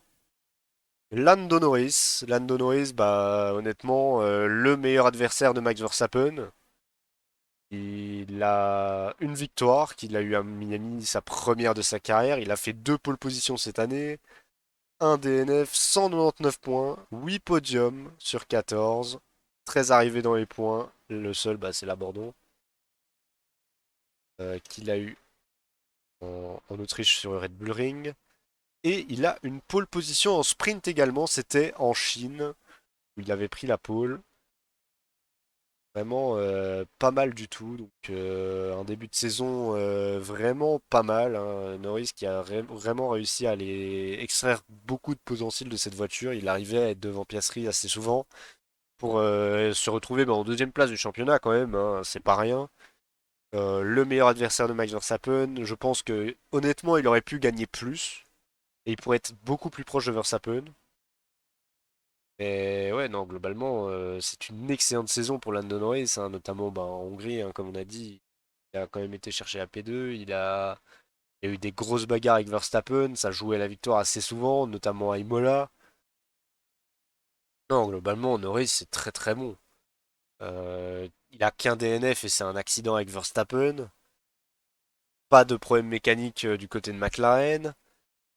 Pas d'erreur de Lando Norris non plus, au final. De ce que je me souviens, je me rappelle pas avoir vu une grosse erreur de Lando. On a bah, la victoire qui est arrivée cette année, bien évidemment. On a les podiums. Et ouais, ça a commencé dès la troisième course à avoir un podium en Australie, le premier de McLaren cette saison. Et très très vite, bah, on s'est retrouvé avec celui-là. Cette victoire à Miami, bien évidemment. Où bah honnêtement, j'étais très heureux pour Lando parce que vraiment il la mérite depuis tellement longtemps. Lando Norris, honnêtement, il aurait déjà pu gagner en 2021. Il a terminé deuxième tellement de fois que cette victoire, elle lui a fait tellement de bien, je pense. Et ouais, non, il la mérite totalement et il en mérite bien sûr beaucoup d'autres. Il en mérite plus. Mais voilà, donc pas mal. À noter que bah du coup avec Verstappen, c'est le seul qui a réussi à aller chercher une pole en sprint. Voilà, on verra bien. Il en reste 3 dans la saison. Est-ce que ça peut continuer sur ce rythme-là et faire une toujours bonne fin de saison? Essayer de terminer toutes les courses dans les points, limite sur le podium quasi tout le temps. Essayer d'éviter les accrochages, notamment avec Max Verstappen, hein, parce que on sait très bien que Verstappen dans les duels, ça peut être rugueux. Et ça peut souvent finir comme ça, voire les deux dehors aussi, parce que je rappelle que Verstappen n'avait pas abandonné ce jour-là. D'ailleurs, beaucoup de chance aussi hein, de ne pas abandonner non plus. Et voilà, Lando Norris, plutôt excellente saison, peut-être l'une de ses meilleures de sa carrière, encore une fois. Au niveau de la saison globale entre les deux pilotes McLaren, on a une victoire chacun, deux pole positions en course normale et une pole position en sprint pour Lando Norris, 0 pour Oscar Piastri, un DNF de Norris, je vous ai montré tout à l'heure. On est à 199 points du côté de Lando Norris, on est à 167 du côté de Piastri, il y a 32 points d'écart entre les deux pilotes McLaren. Il y a quand même le double de podium pour Lando Norris par rapport à Oscar Piastri, c'est 8 podiums contre 4. 8 podiums en 14 courses, c'est vraiment pas mal. En qualification, c'est 12-2 pour Lando Norris, 9-5 en course. En qualification sprint, c'est 2-1 pour Lando Norris. Par contre, en sprint, c'est 2-1 pour Oscar Piastri. Et bah, à noter que Lando Norris est deuxième du championnat et que Piastri est quatrième. Donc, ouais, non, en vrai, la saison de McLaren est exceptionnelle. Ça, il n'y a pas de souci à le dire.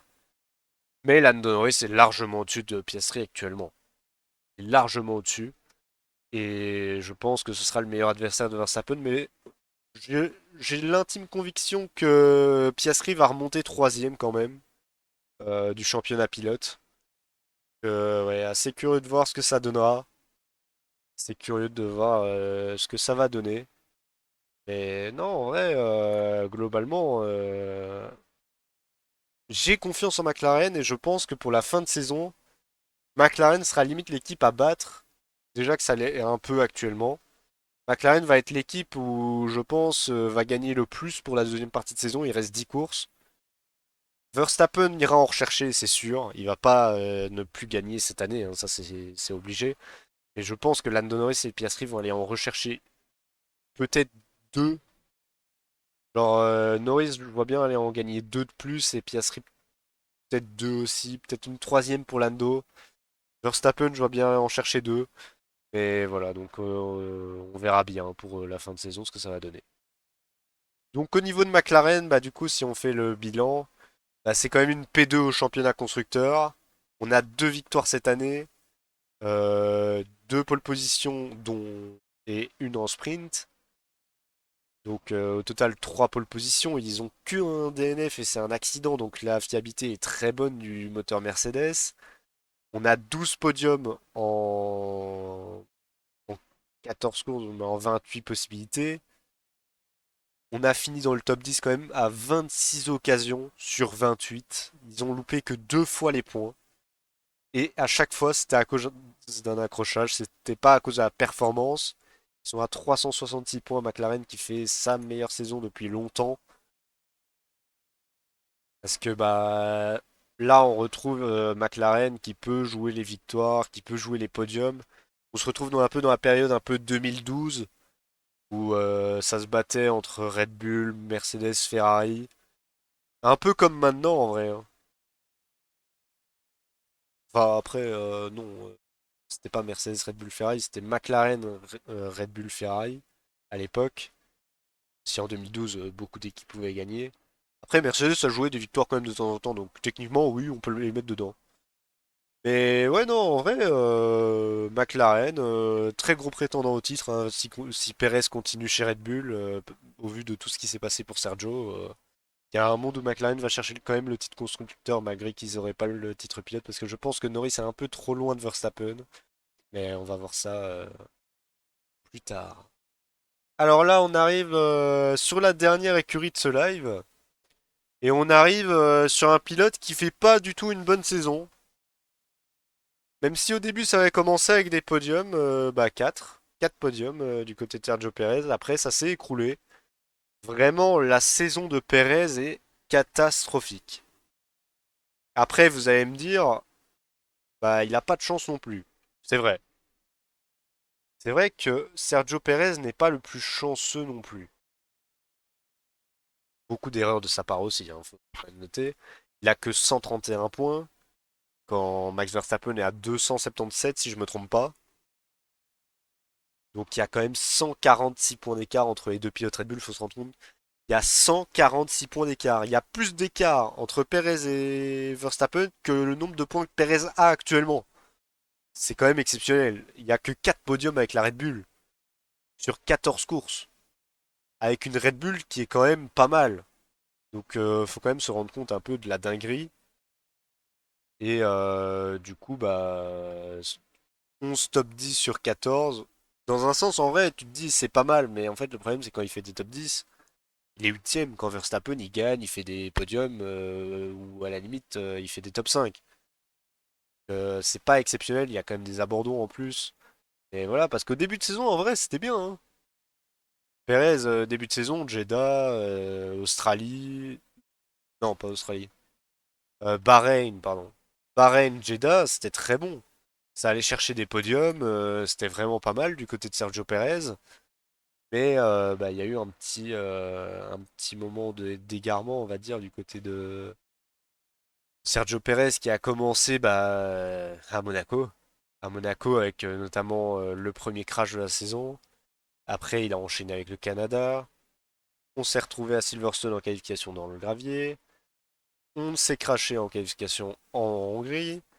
Et du coup, bah en fait, le problème c'est que tout ça, ça le faisait partir très loin parce que bah du coup, on s'est retrouvé avec un Sergio Perez où il doit faire des remontées exceptionnelles, beaucoup de dégâts parce qu'il a 3,8 millions, je crois, de dégâts cette année, Sergio Perez.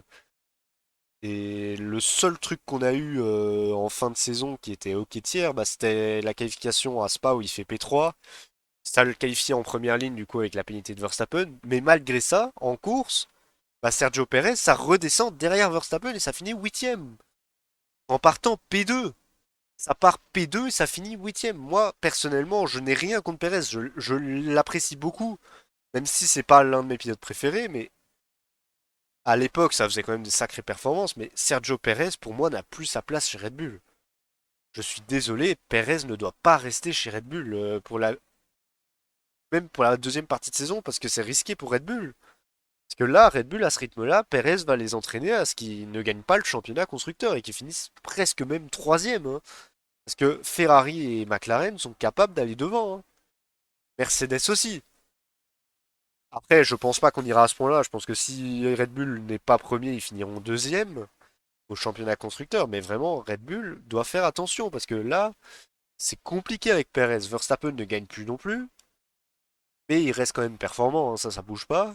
Mais attention quand même à McLaren qui peut aller chercher leur position. Et voilà, donc Sergio Perez, s'il reste chez Red Bull pour la deuxième partie de saison, va falloir se bouger parce que sinon l'année prochaine, ça dégage. Enfin voilà, en tout cas, on va passer à Max Verstappen maintenant. Alors là, on va passer sur du lourd quand même parce qu'en fait, Verstappen fait une saison moins bonne que l'année dernière, mais elle a commencé quand même exceptionnellement bien.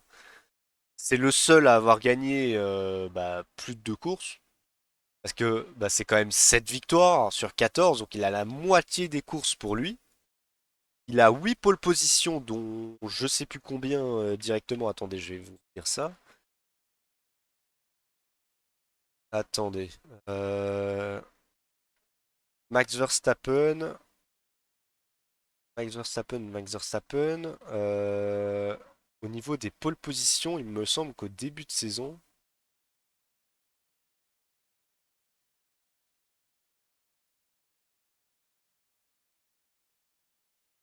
Attendez. Les qualifications, Verstappen, c'est 1, 2, 3, 4, 5, 6, 7. C'est 7 pole positions de suite pour commencer la saison. Et il a été en rechercher deux parce que à Spa, il a eu la pole, mais on lui a pas donné. Donc techniquement, il en est à 9 sur 14.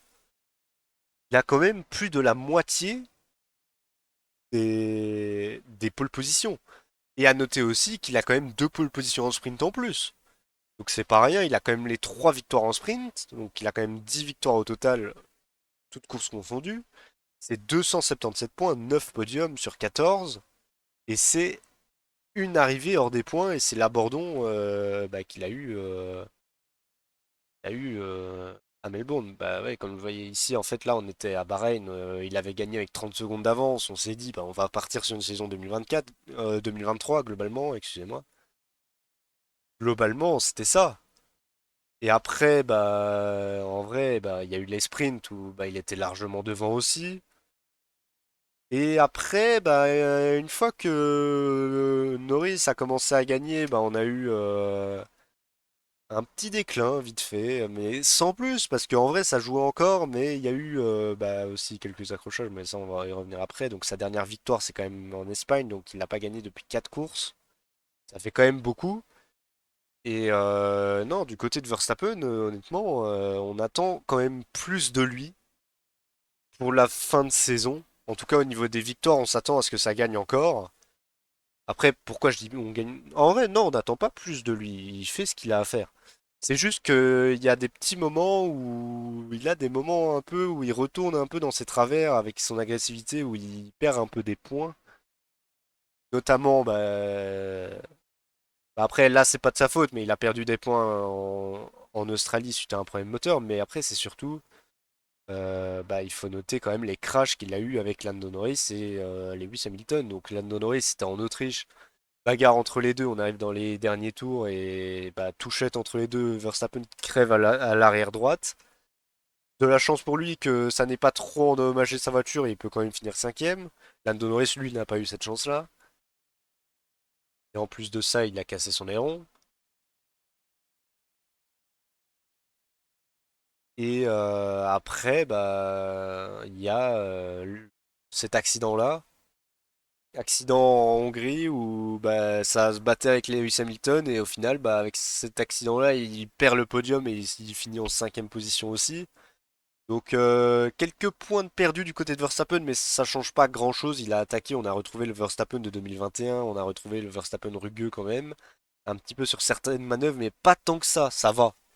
Honnêtement, c'est encore raisonnable. Il a voulu tenter des choses et c'est pas passé. Ben voilà, ça arrive. C'est le sport auto, quoi. Mais oui, non, globalement, Verstappen fait une excellente saison, mais c'est pas sa meilleure non plus.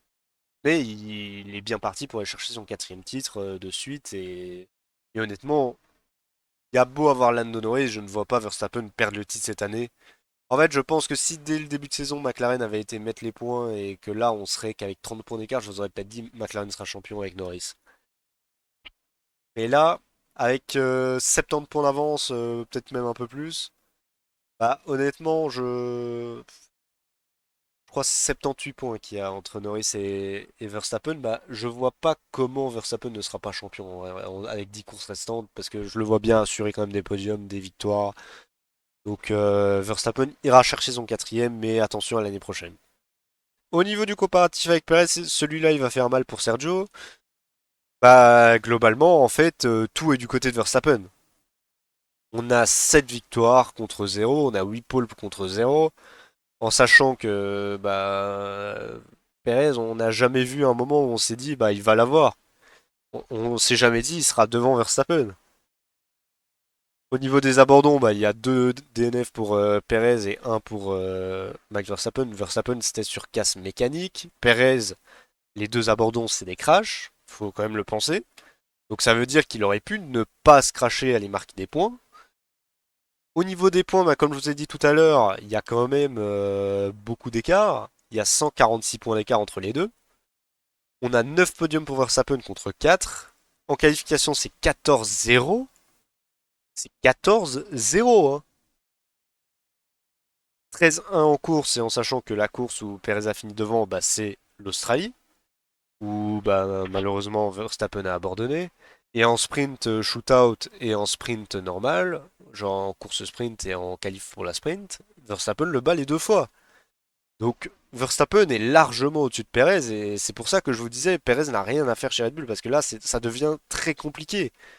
Surtout que Red Bull n'a plus la meilleure voiture, donc Perez déjà qui performe pas dans la meilleure, alors si en plus elle devient moins bonne, ça va être compliqué. Mais voilà, surtout que quand on regarde l'écart au championnat pilote, Verstappen est premier quand Perez est septième. Il y a 6 places d'écart au championnat. C'est quand même énorme pour, quelqu'un qui est censé être dans une Red Bull. Honnêtement, il fait pas une saison digne de Red Bull, Perez. Après, voilà, Verstappen qui carry énormément. À lui tout seul, il pourrait faire déjà pas mal de choses. Et voilà, donc on verra bien ce que ça va donner en deuxième partie de saison. Je pense qu'il y aura moins de podiums et de victoires pour la deuxième partie de saison. Déjà, il y a quand même que 10 courses à la place de 14 pour la deuxième partie. Donc d'office, il y aura moins, mais je pense qu'il y aura moins de domination de Verstappen dans des courses. Même si Verstappen ne domine plus, mais je veux dire, il y a des courses où on s'est dit vraiment Verstappen est trop fort. Genre c'est abusé. Et après, t'as Norris qui est revenu, etc. Ferrari, tout ça, c'est dans ces moments-là où on s'est retrouvé avec des autres situations. Mais je pense que ça va être moins fort la deuxième partie de saison que la première pour Verstappen. Perez, je pense qu'il va quand même faire un petit peu mieux s'il est toujours là. Mais il sera pas exceptionnel, il sera toujours derrière Verstappen. Et puis voilà quoi, donc globalement pour Verstappen et Perez. Et du coup, bah, on va finir par la dernière équipe au niveau des stats, avec tout simplement les statistiques de Red Bull Racing en 2024 pour cette première partie de saison qui sont quand même très très bonnes. Bah déjà, ils sont premiers du championnat, ça tout le monde le sait. Au niveau des victoires, c'est 7 victoires en course et 3 victoires en sprint. C'est 8 pole positions et 2 pole positions pour la sprint. Il y a 3 DNF, seulement un sous panne mécanique, donc c'est pas mal, c'est quand même assez fiable. Au niveau des points, bah, on a 408 points pour Red Bull, qui est devant. On a 13 podiums, qui sont globalement faits par Max Verstappen. Comme on a vu tout à l'heure, c'est 9 à 4. Et au niveau des top 10, bah, on a que 4 courses où ils finissent pas dans le top 10, en sachant qu'il y a 3 DNF, il y a juste une course où Perez s'était foiré. Mais sinon, à part ça, la saison est quand même exceptionnelle. Donc, hâte de voir ce que ça va donner après. Mais oui, globalement, Red Bull, ça reste une écurie de pointe à aller battre. Mais je pense que c'est la deuxième force du plateau cette année, honnêtement. Enfin voilà, en tout cas, bah, on a fait un peu le tour de tout le monde, hein. On a fait le tour de ce débrief. On a fait le tour du côté de Red Bull. On va quand même faire le point sur le championnat. On va prendre les points exacts, même si on a vu les points de tout le monde.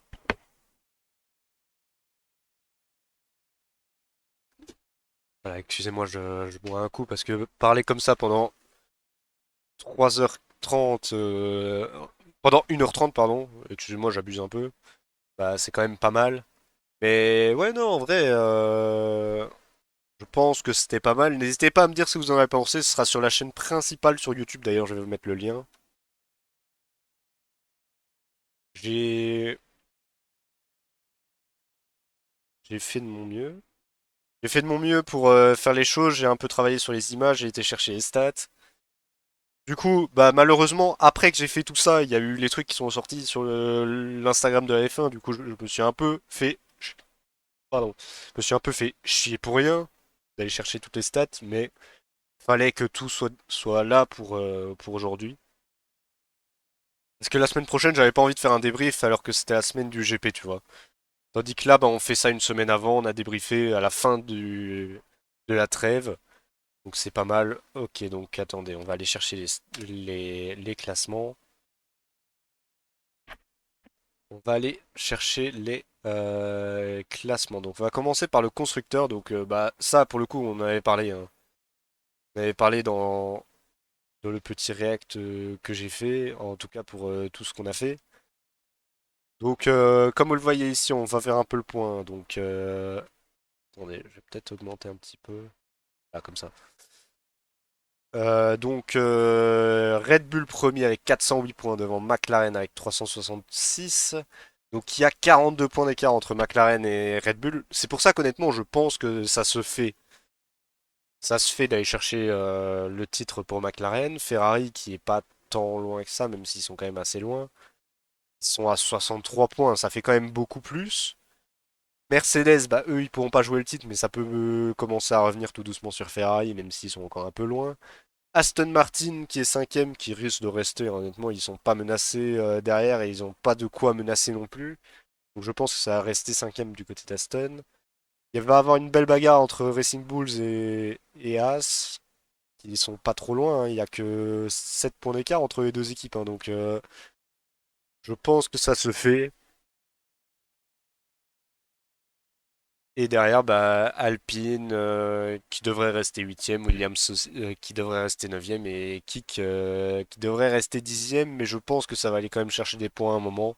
En tout cas, ça c'est ce que je pense actuellement de mon côté. Au niveau du classement pilote, on va commencer par les 10 derniers. Donc on va commencer par Valtteri Bottas avec 0. On a Sargent avec 0 et Guanyu Zhou avec 0. Le premier avec des points, c'est Alexander Albon avec 4 points.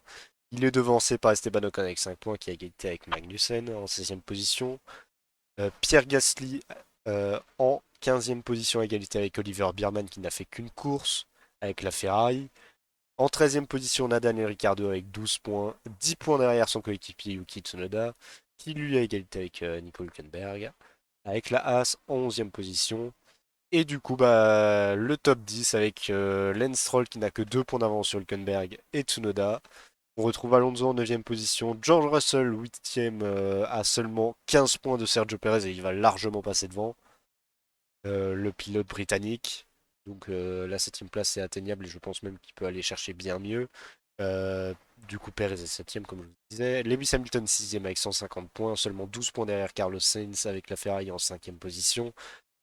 Oscar Piastri 4e avec 167 points et la McLaren. Il est seulement 10 points derrière Charles Leclerc. Donc la P3 est largement faisable pour la McLaren. Donc voilà, Charles Leclerc qui est à 22 points de Lando Norris, c'est aussi faisable, mais je pense pas qu'il ira le chercher. Et du coup, bah, on a Lando Norris deuxième avec 129 points, 78 points derrière Max Verstappen qui est en tête du championnat des pilotes. Voilà, donc au niveau de bah, ce qui reste comme course, au niveau des courses restantes cette saison, bah, là on a fait jusqu'à la Belgique, donc bah, vous avez tous les vainqueurs, donc on a Verstappen, Verstappen, Sainz, Verstappen, Verstappen, Norris, Verstappen, Leclerc, Verstappen, Verstappen, Russell, Hamilton, Piastri, Hamilton. Voilà, au niveau des vainqueurs, ça, bah, on en a parlé. Et après, bah, du coup, il y a les prochains rounds. Donc, avec le Grand Prix des Pays-Bas, d'ailleurs, vous avez les horaires ici. On sera en live pour la qualification et la course normalement. Après, je vous tiendrai au courant. Je vais voir un peu si je suis dispo la semaine prochaine. Je pense que pour la course quand même. Après, bah, du coup, bah, comme vous le savez, il reste 10 courses dans la saison. Donc, on a les Pays-Bas. On ira en Italie après. On ira en Azerbaïdjan, Singapour, États-Unis, Mexique. Brésil, Las Vegas, Qatar et on finira à Abu Dhabi le week-end du 6 au 8 décembre. Voilà pour le débrief global de tout ça. J'espère que ça vous aura plu quand même parce que bah du coup j'ai passé quand même pas mal de temps dessus. J'ai essayé de faire au mieux et je suis quand même assez content de ce live honnêtement. Donc voilà, j'espère que vous avez apprécié. N'hésitez pas à rejoindre YouTube. D'ailleurs, bah, vous avez le nom de ma chaîne YouTube qui est en haut de moi, la chaîne principale, et la chaîne replay est juste à côté. Ce live aussi, de base, j'aurais dû le mettre sur la chaîne replay, mais je pense que ce sera plus adapté sur la chaîne principale, même si c'est une rediff de live. Donc voilà, ça va rester sur la chaîne principale. La chaîne replay, je vais faire en sorte qu'il y ait des vidéos qui arrivent. Faut que je fasse ça cette nuit pour que ça se mette entre la semaine prochaine et tout. Et s'il faut, je ferai pour la semaine d'après. Ou je mettrai 2 lives par jour, ou 3 s'il faut, mais on va faire en sorte que la chaîne replay soit réapprovisionnée. La chaîne YouTube principale, bah, on va essayer de faire des best-of de F1 Manager et de F1 24. Puis voilà, on va avoir le retour de MotoGP parce que oui, effectivement, ça fait quelque temps que j'ai pas joué. On va avoir bah, du F1 24 en carrière, on va avoir du F1 24, enfin on va avoir du F1 Manager avec la Velon F1 Team et on verra bien si on se fera un petit open lobby peut-être après la course. Peut-être qu'après la course on se fera un petit open lobby sur F1 24 dimanche prochain. Puis voilà, bah, il y aura le React samedi de la qualification évidemment et on verra si on fera peut-être autre chose après. De toute façon, je vous prépare le planning pour demain. Vous l'aurez, il sera dispo sur le Discord. D'ailleurs, n'hésitez pas à le rejoindre. Je vous mets le point d'exclamation Discord pour aller mettre, bah, pour aller vous mettre dedans et avoir toutes les infos. Encore merci à Lisa pour le sub avec Prime, ton 15e mois. Merci beaucoup, ça fait extrêmement plaisir. On est à 2 subs sur 10. N'hésitez pas à sub à la chaîne pour que je lance une carrière avec un pilote réel sur FR24. C'est l'objectif à 10 subs. Et puis voilà quoi, on va profiter un petit peu. Et puis voilà. Merci à tous d'avoir suivi ce live. C'était Velen et c'était le débrief de la première partie de saison. Je vous dis à très bientôt. Allez, salut, bye bye.